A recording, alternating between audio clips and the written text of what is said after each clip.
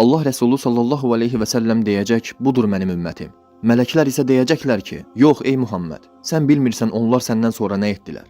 Onlar dəyişdilər. Nəyi dəyişdilər axı? Dini dəyişdirdilər. Allah Rəsulü gəldi, dini ən xırda ayrıntılarına qədər izah etdi. Bunu belə edin, onu elə edin. Ölü bastıranda da belə bastırın. Yox, amma sonra elə insanlar çıxdılar ki, dedilər yox, sadəcə bastırmaq azdır.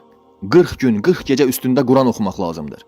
Məzarlıqlarda budka, vaqon qoyub uşaqlara orada gecələr Quran oxutmaq lazımdır ki, qoy qorxudan ürəkləri partlasın. Sübhanallah, sağlığında adam Qurana yaxın gedən insan olmayıb.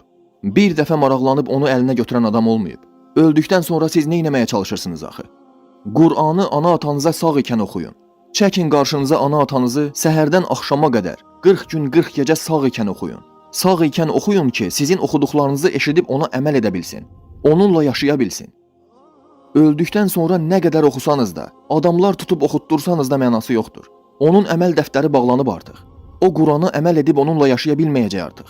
İnsanlar bu hərəkətləri ilə sanki deyirlər ki, Peyğəmbər bizə tam öyrətmədi, dini bizə tam gətirmədi.